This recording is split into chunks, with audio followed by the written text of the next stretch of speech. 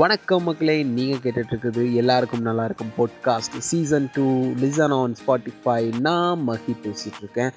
So இந்த வருஷம் எல்லாத்துக்கும் ஒரு மாதிரி பயங்கரமாக போச்சு. 2023 இப்போ நான் நின்று பேசிக்கிட்டு இருக்கேன். எல்லோரும் அங்கே தான் நின்றுட்டுருக்கோம்.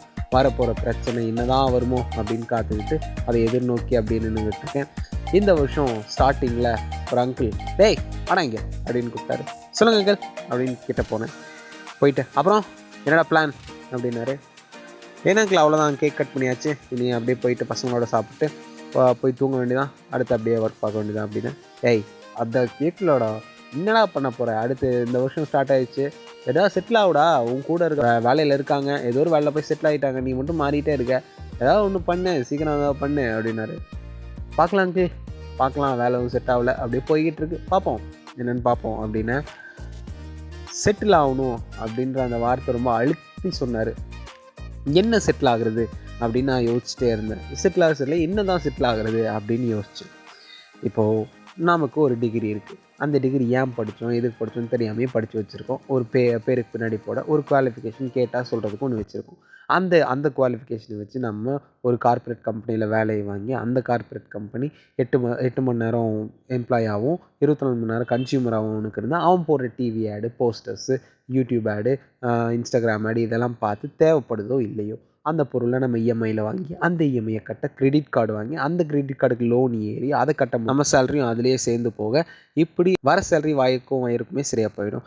அதில் கொஞ்சம் கொஞ்சமாக மிச்சம் பண்ணி ஒரு சின்ன ஸ்கொயர் ஃபீட்டில் இடத்த வாங்கி வீட்டை கட்டி போய் உக்காரலாம் அப்படின்னு யோசிக்கும் போது அதுக்குள்ளே நம்ம கூட தம்பியோ தங்கச்சியோ இருந்தால் கல்யாணம் பண்ணுற ஏஜ் வந்துடும். அவங்களுக்கு கல்யாணம் பண்ணி எல்லாம் முடித்ததுக்கப்புறம் அப்பாடா சுற்றி பார்த்தா எல்லாமே முடிச்சாச்சு, சரி ஓகே நமக்கு பிடிச்ச பொண்ணை நம்ம பார்த்து கல்யாணம் பண்ணலாம் அப்படின்னு யோசிக்கும்போது நமக்கு பிடிச்ச பொண்ணாக தேடலான்னு பார்த்தா அவங்க 6 டிஜிட்டில் தான் மாப்பிள்ளை வேணும் அப்படின்னு தெரிய. டே ஏன்னா என் மைண்ட் வாய்ஸ் ஓடிட்டே இருக்குது. டே இப்போ தானே நான் 3 டிஜிட்டு 4 டிஜிட்டு இப்போ தானே முன்னேறேன், அதுக்குள்ளே 6 டிஜிட் கேட்குறீங்களா அப்படின்னு மைண்ட் வாய்ஸ் பின்னாடி நமக்கு பிடிச்ச பொண்ணு அப்படின்ற தாட்டில் மாதிரி டே பொண்ணு கிடச்சா போதுண்டா அப்படின்ற தாட்டுக்கு வந்ததுக்கப்புறம் ஏதோ ஒரு பொண்ணு பார்த்து கல்யாணம் பண்ணி அந்த பொண்ணு கூட சேர்ந்து ஓகே லைஃப்பை ஸ்டார்ட் பண்ணலாம் அப்படின்னு நினைக்கும்போது அந்த பொண்ணை சந்தோஷப்படுத்த வார ஒரு சினிமா, ஹோட்டல் சாப்பாடு இப்படின்னு அவங்கள குஷிப்படுத்துறதுக்காக வெளியே கூப்பிட்டு போய் செலவு பண்ணி அவங்களுக்கு தனியாக காஸ்மெட்டிக்ஸ் வாங்கினா ஷாப்பிங் மாலில் தான் வாங்குவேன் இப்படின்னு இருக்கிற கல்ச்சரெல்லாம் மாற்றி நமக்கு ஏற்ற மாதிரி கொஞ்சம் கொஞ்சமாக மாற்றி கொண்டு வந்தால் அதுக்குள்ளே ஒரு குழந்தை வந்துடும்.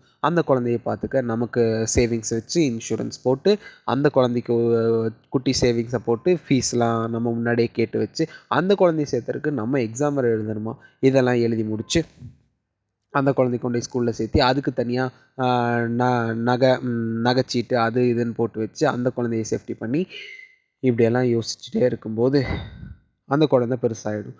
திரும்ப அந்த குழந்தைக்கு அதே மாதிரி நம்ம என்ன பண்ணுமோ அதுலேருந்து கொஞ்சம் அப்கிரேடடாக யோசிக்கலாம். அப்படிங்கும்போது டேய் நான் சொல்கிறத கேள்றா அப்படின்னு என்ன பெரியவங்க சொல்லிட்டு அவங்க சொல்கிறத கேட்டு அந்த குழந்தைக்கு ஆசைன்னு இருக்கும், அதையும் கொண்டு அந்த குழந்தை மேலே நம்மளோட ஆசையும் கல்யாணம் பண்ணி இப்படியே அந்த செயின் அப்படியே ரொட்டீனாக போய்கிட்டே இருக்கும். இதுக்கு பேர் தான் செட்டிலா அப்படின்னு யோசிச்சா அது செட்டிலே இல்லையே. அதை அப்படியே ஒரு நாள் மாற்றி யோசிச்சு பார்த்தேன். நிறையா உயிரினங்கள், நிறையா ஜீவராசி நம்மளை சுற்றி அப்படியே இருக்குது, வருது, அதோட ஜென்ரேஷனை பெருக்குது, திரும்பவும் அது செத்து போயிடுது, திரும்பவும் அப்படியே வருது, அது ஜென்ரேஷனாக வருது, திரும்பவும் அது மாதிரியே நம்ம ஏன் இருக்கணும். ஏன்னா கடவுள் படைச்சதில் மனுஷங்க தான் கடவுள் சாயல் அப்படின்லாம் சொல்லி நான் படிச்சிருக்கேன். ஸோ அப்படின்னு இருக்கும்போது நமக்கு அதாவது ஒரு தடவை பிறந்தோம், திரும்ப எப்போது சாக போகிறோம்னு தெரியாது. இதுலையே நம்ம ஒரு comfort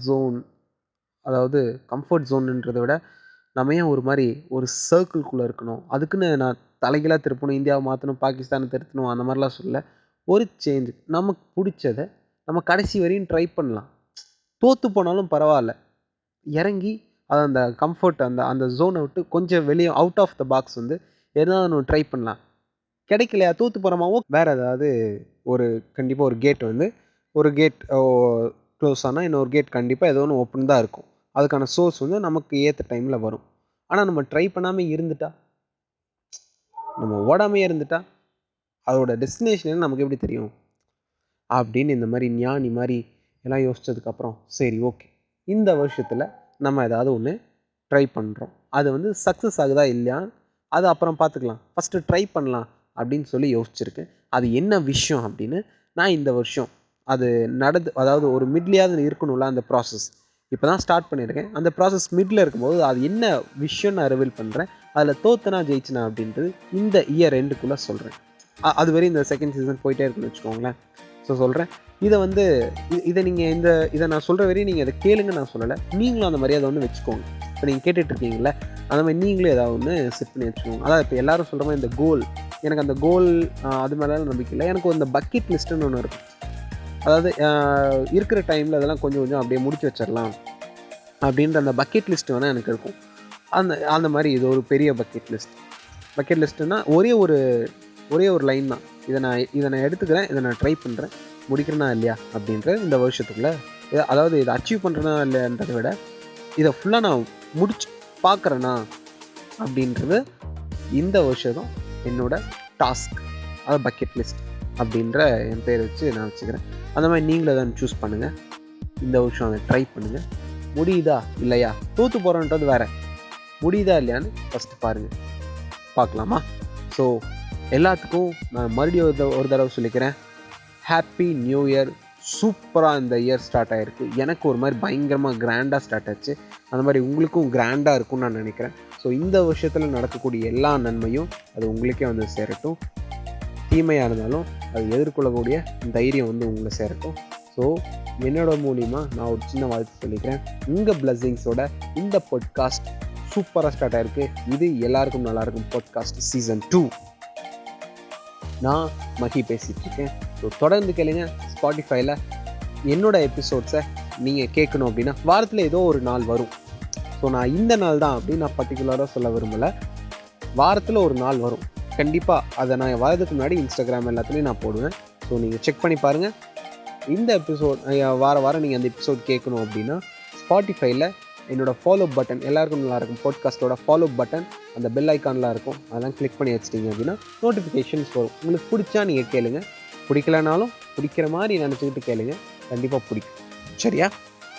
Tata and bye bye. Next எபிசோடில் இதை விட வேறு டாபிக் மீனிங்ஃபுல்லாக எனக்கு தோணுச்சு அப்படின்னா கண்டிப்பாக நான் வந்து பேசுகிறேன். அது வரையும் உங்களோட நீங்களாக பார்த்துக்கோங்க, கூட நல்லா பார்த்துக்கோங்க. உங்களோட லவ்வையும் உங்களோட அறிவையும் மற்றவங்களுக்கு ஷேர் பண்ணுங்கள், கண்டிப்பாக அது யூஸ்ஃபுல்லாக இருக்கும். Tata, take care of yourself and Tata.